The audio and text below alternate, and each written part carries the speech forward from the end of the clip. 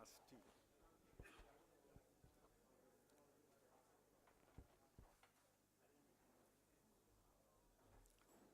We start? शुरू करें audio Ready? Good afternoon to all of you. As you're aware, from time to time we are releasing statements on the real state of affairs and the real state of many high-sounding programs announced by the government. The first release under the title Swachh Bharat was about the Swachh Bharat campaign and the deficiencies and drawbacks in the Swachh Bharat campaign and contrasting it with the tall claims made by the government. Today, I wish to release a statement, Swachh Bharat 2, on the truth of the Pradhan Dhan Yojana. Where's the copies? It is yet another Jumla. I suggest the copies be distributed first to you, and then I will read it. Yeah, I thought they had distributed it. Copies are not ready.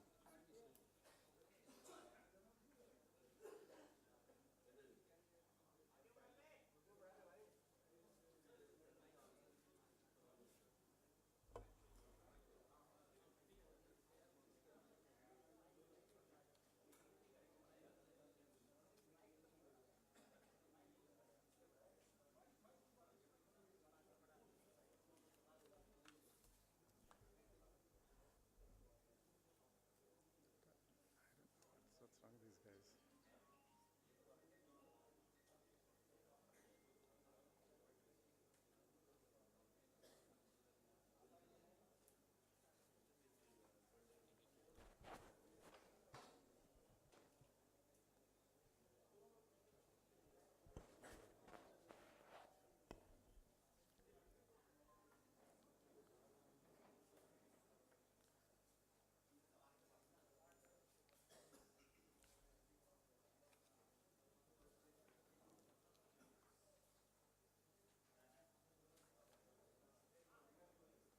Oh, 4-5 diyo. You just give 3-4.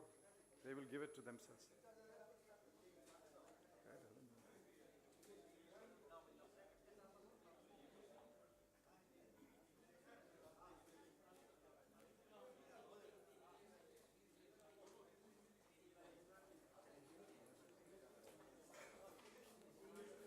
Char panch diyo. These guys should just give 3-4. They will give it. He's just giving one by. These guys are completely. All right. Thank you. Thank you. Ask him to give 3-4, yeah. Hello Hindi English दोनों हैं थोड़ा इंतजार कर लें आपके mail पे आएगा 1 minute के अंदर Thank you. Thank you. Thank you.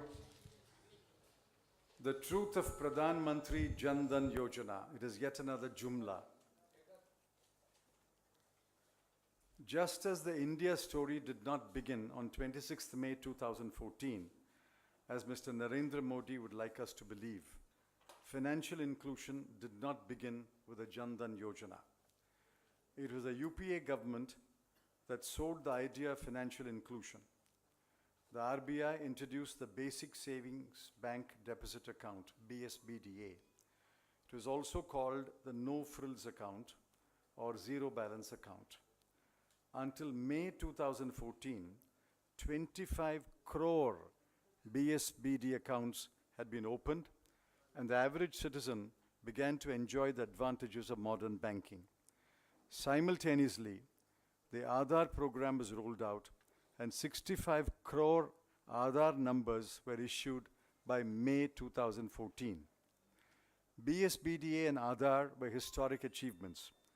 They were possible because of the following steps taken earlier to build the financial infrastructure. 2008, National Payments Corporation of India was established. 2009, Universal Identification Authority of India, UIDI, was established. 2010, NPCI launched the immediate payment system. 2012, RBI notified the basic savings bank deposit account. 2012, NPCI launched the RuPay card. Rural branches of banks were opened and rural banking correspondents were appointed. The following table compares the record of the UPA and the NDA government. Between 2010 to 14, under UPA, we opened 12,748 rural branches, 3,03,504 rural banking correspondents. The total was 3,16,252. In the 4-year period of NDA, they opened only 4,679 branches, roughly 1/3, appointed 1,77,639 banking correspondents, and the total was 1,82,318. The numbers speak for themselves. Under the NDA, the BSBDA scheme was renamed the Jan Dhan Yojana. Instead of pursuing genuine financial inclusion, the NDA government's aim appears to be to break records and grab headlines. When the NDA speaks of the Jan Dhan accounts, it conveniently and deliberately ignores the 25 crore accounts created before 2014. I want to know why. The Jan Dhan self-praise is an elaborate exercise in deception. By December 2016, 24% of the accounts were zero balance accounts. No data is available for the subsequent period. Of the remaining accounts, 15 to 20% have a balance only because bank managers were encouraged to deposit 1 rupee in the account. According to a Ministry of Finance answer, 6.1 crore Jan Dhan accounts, or 1 out of 5, are inactive. According to the World Bank's Global Findex Database 2017, as many as 48% of bank accounts in India are inactive, twice the average of 25% for developing economies. Also, 33% of accounts were opened by persons who already had an account in their names. Despite the boast of Jan Dhan, the credit deposit ratio of the rural population that had reached 67 in March 2014 has declined to 60 in March 2017. The increase in the number of accounts has not translated into greater flow of credit to the rural population.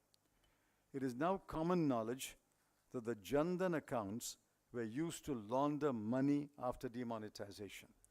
A humongous sum of 42,187 crore rupees was deposited in Jan Dhan accounts between 8th November 2016 and 30th December 2016. Initially, the finance minister threatened legal action. Please check his statement of 12th November. But the finance secretary ruled out any investigation on the grounds it would be a time-consuming process. United Bank of India alone had 11,80,000 so-called Jan Dhan accounts with over rupees 1 lakh so-called savings. Jan Dhan accounts are permitted only 4 withdrawals a month, with a 5th withdrawal inviting a penalty. Hitting below the belt of the account holder, banks have, without the consent of the account holder, converted Jan Dhan accounts into regular savings account and are charging exorbitant fees for any failure to maintain a minimum balance.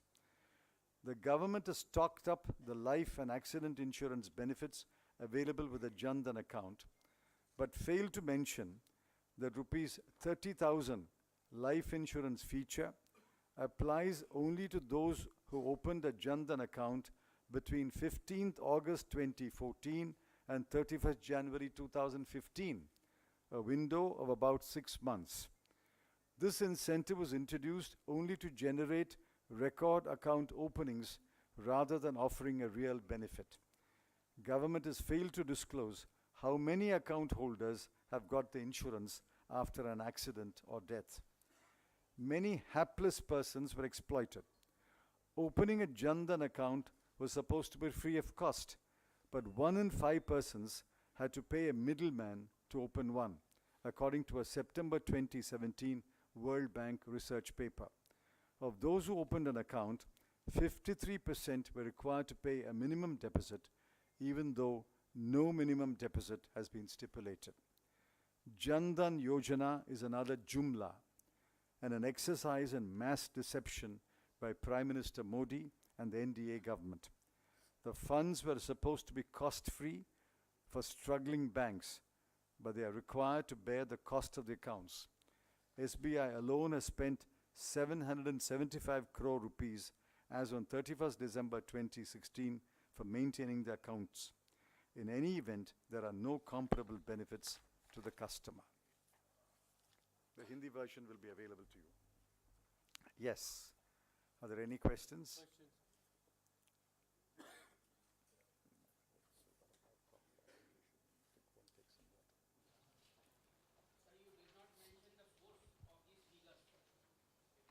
Oh, we can give you the source.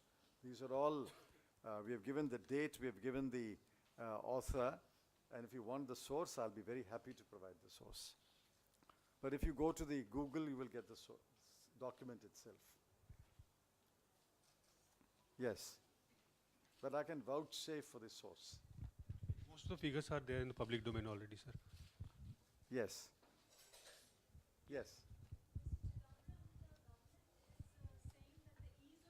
No, let's finish with Jan Dhan first.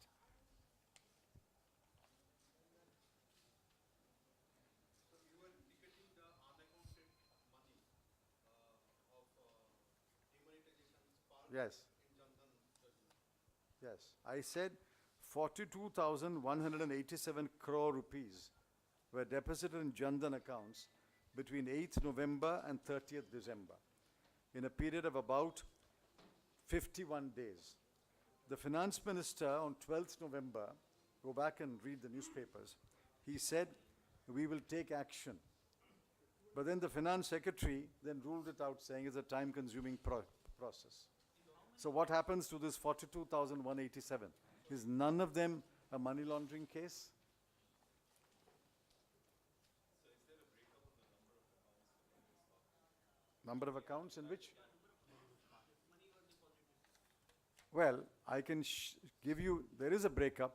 United Bank of India alone had 11,80,000 accounts with 1 lakh deposits. I said 42,187 crore. Well, average we'll have to get the accounts and divide it. But it's alarming that in a period of 51 days, in Jan Dhan accounts, you will have 42,187 crore deposited.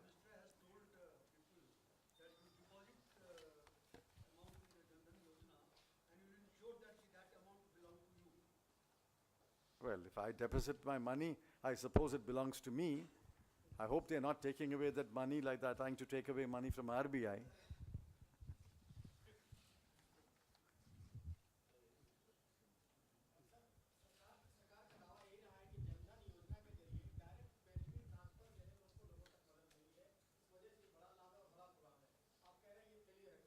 No. Direct benefit transfer is through any bank account. It's not necessarily Jan Dhan account. Anyone who's a bank account, any bank account, savings account, current deposit, current account, that is good enough. And we had opened BSBDA accounts, 25 crore. That is over and above the Jan Dhan. So any bank account, you can do the DBT. So Jan Dhan was not meant for DBT. Jan Dhan was meant for attracting new account holders who did not have an account. It is no different from the accounts that were opened prior to May 2014. We called it no frills account, zero balance account. They called it Jan Dhan. I have no complaint on that. But the kind of boast, self-boast you are making on Jan Dhan, I'm trying to show these boasts have no truth at all.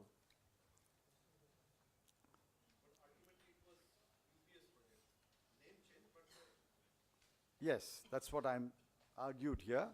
We had opened 25 crore account, you came and changed the name, and you continued the program. We didn't make these boasts. They should not make these boasts.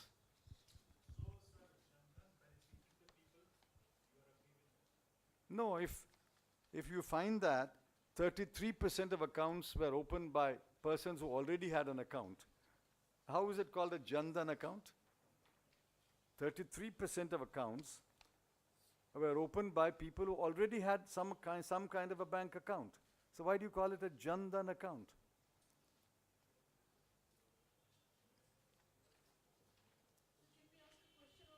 Let's finish this. So what is the future course of action on this journal? Well, first is to stop boasting. And second is to treat it as any account opened by a poor person to preserve his savings,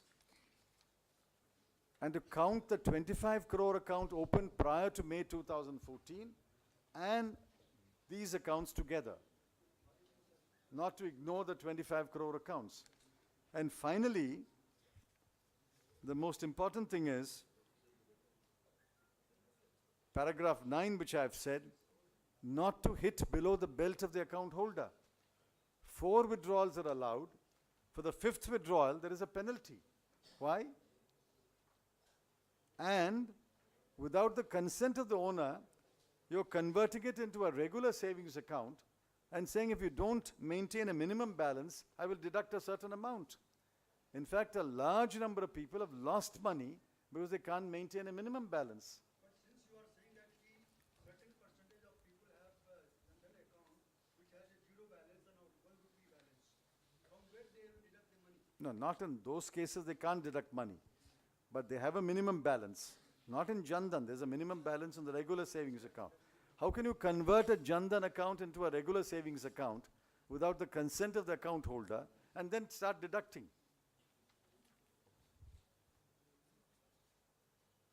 So I think this was a good idea started by UPA, but now the idea has become completely distorted. It's only for propaganda purposes. There are serious defects here and they must be rectified and treated as regular basic accounts.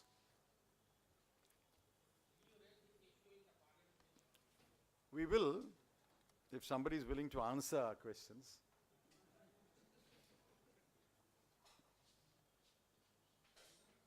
Yes, any other question on Jan Dhan? Okay. Now, it's not a wide-ranging press conference. You hint the subject you want and I may or may not answer.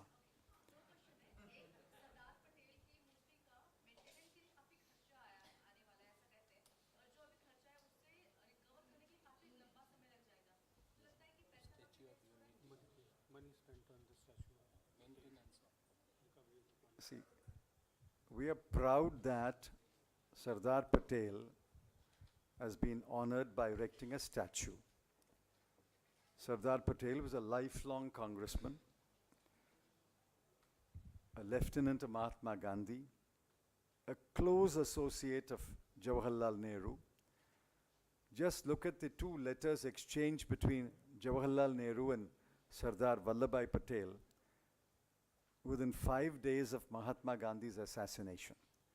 The 2 letters will show how close they were and what great affection they had for each other. So as a Congress party, as a congressman, we are very proud that a congressman has been commemorated. Yes, money has been spent, but a statue of this kind will cost that kind of money. Some people have pointed out that this money could have been utilized for other purposes. That's a point of view. I am not commenting on that point of view. Let just someone ISL ask.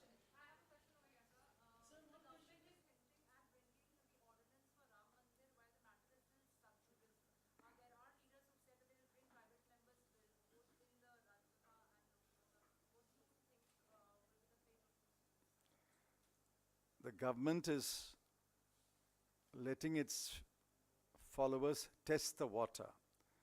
They are floating all these balloons to see what the public reaction is.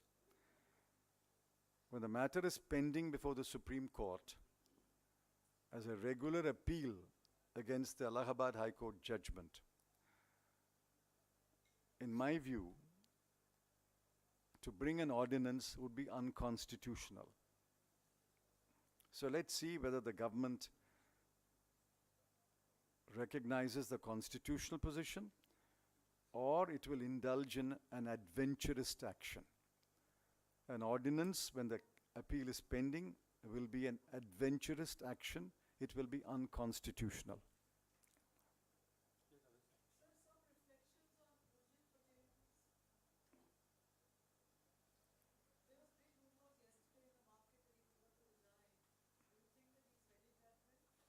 I don't know. But I think what the Swadeshi Jagran Manch said, either you fall in line or resign, it is the same language they use for Dr. Raghuram Rajan. I think they are publicly humiliating the Reserve Bank governor, not government directly, but through their supporters, and I think that is completely unacceptable.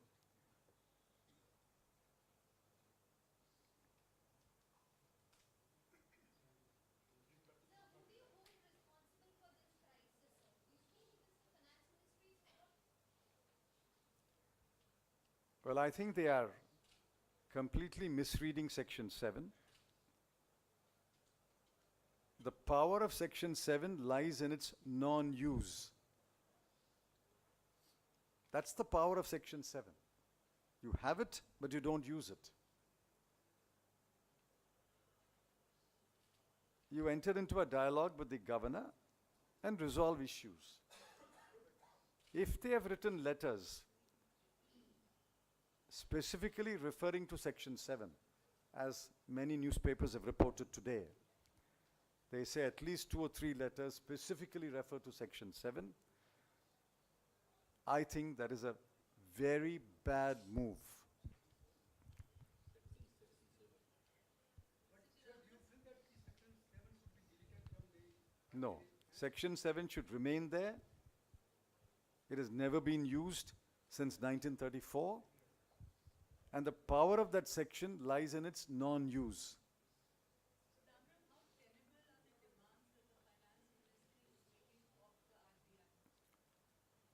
I don't know what the demands are. I can only go by what newspapers say.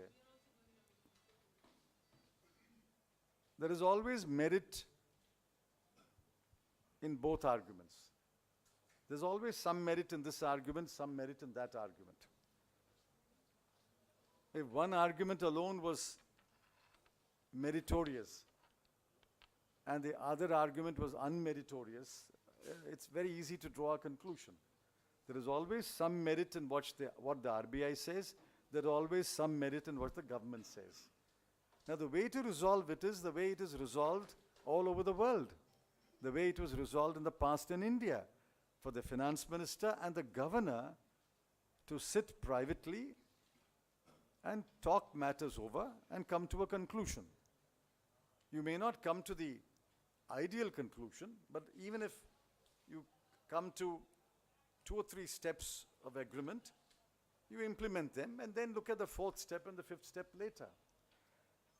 I don't think these arguments are won or lost by delivering public lectures.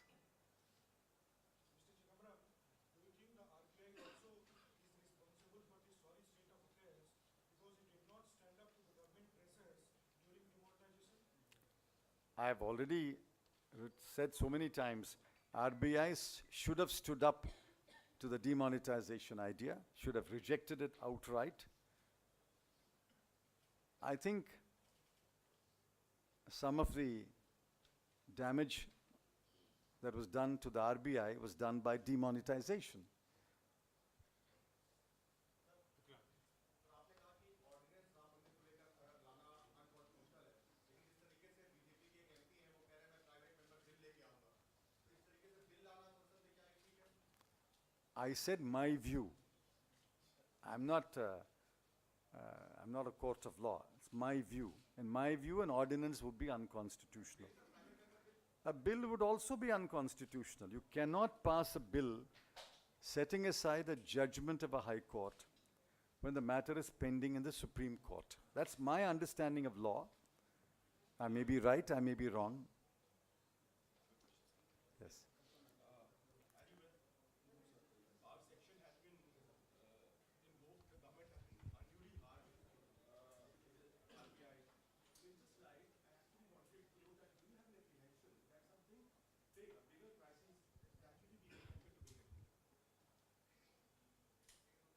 But what kind of crisis are you hinting at?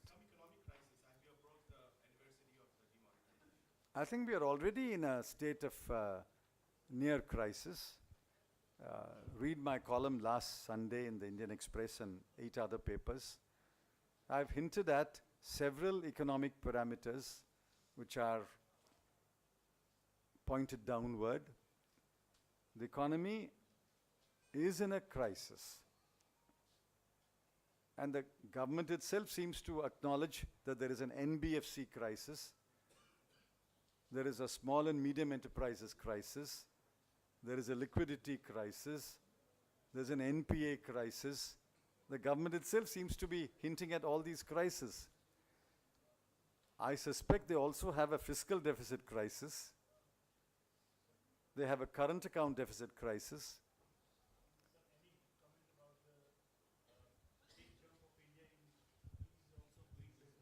I have not read the report completely, but it's patterned on the report of last year.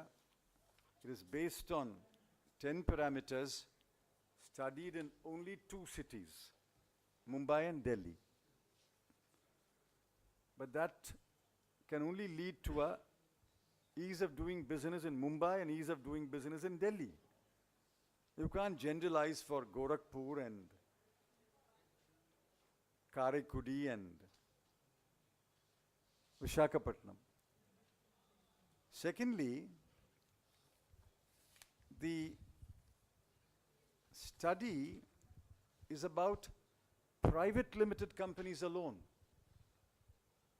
Only private limited companies have been surveyed. There is no attempt to survey proprietorships, partnerships, association of persons. Most business in India is not carried out by private limited companies. Be that as it may, we take the study for its limited utility, and given its limited utility, I'm happy that things have improved in a few parameters. Why should I be unhappy? I'm happy that things have improved in a few parameters, but please understand, there's a limited study of private limited companies in 2 cities, and let's take it with that caveat. Well, I don't know. I don't know. FDI this year has been pretty low. Last year was equally low. FPI, up to the end of October, they've already pulled out about 90,000 crore rupees. 90,000 crore rupees has been pulled out up to October. So I don't think one study will decide whether FDI will come in or not. The guys who bring money are sharp guys. They're not going to look at one study of private limited companies in 2 cities and then say, ease of doing business in Gorakhpur, ease of doing business in Bhubaneswar. But for what it's worth, with its limited utility, we accept it. With Yes. permission, can I ask Professor Garlap to No. repeat in Hindi? No, not necessary. Okay, thank you very much. Thank you.